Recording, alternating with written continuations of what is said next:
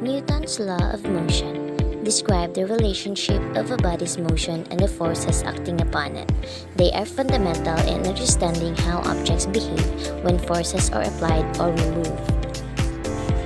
Newton's first law of motion. Law of inertia. What is inertia? It says that inertia is an object will keep doing whatever it's doing, staying still or moving in a straight line at a constant speed until a force acts on it to change that. This is one of our experiments to prove inertia. We're going to do the coin in a cup demonstration. For this, you will need a glass, an index card or paper, and a coin.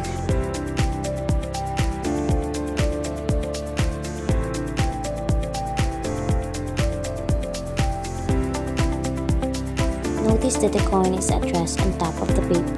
Slowly pull the paper. In this experiment, the coin is at rest on the top of the paper.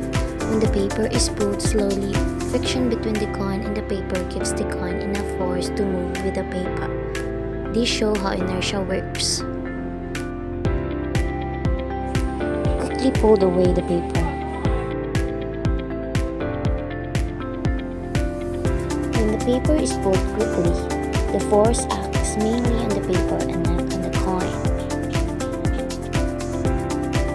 Once the paper was done, gravity pulled the coin to the bottom of the glass. The coin in the cup experiment proves Newton's first law of motion, which states that an object will remain at rest or in motion unless acted upon by an external force. The coin stayed at rest and fell straight into the cup when the paper was pulled quickly because of its inertia. This shows that objects resist sudden changes in their state of motion unless a sufficient force is applied. So now let's proceed to Newton's second law of motion, which is the law of acceleration. The acceleration of an object is directly proportional to the net force and is inversely proportional to the mass of the object. The acceleration and net force always act in the same direction. Newton's second law of motion states that the acceleration of an object depends on the net force acting on it and its mass. This experiment aims to demonstrate how mass affects motion by using two bottles, one filled with water and one empty.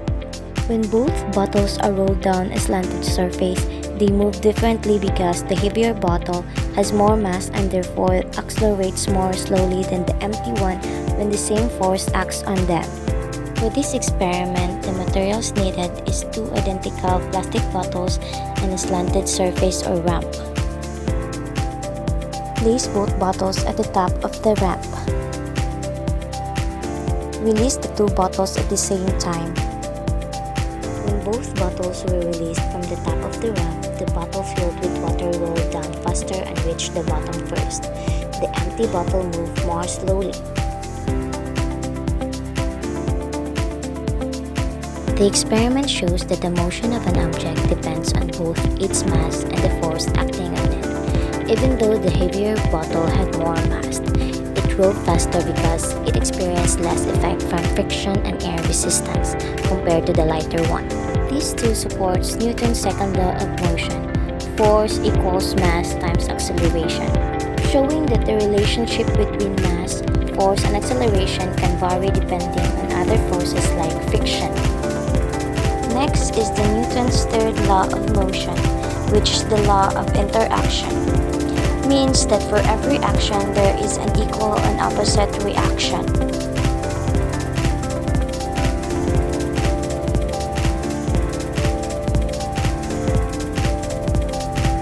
In this experiment, we need to prepare the materials needed. Set up the string, thread the straw through the string.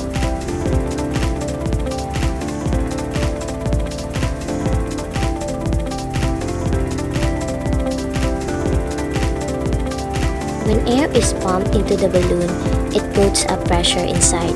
Once the balloon is released, the air rushes out through the opening. This is the action force. In response, the balloon moves in the opposite direction. This is the reaction force.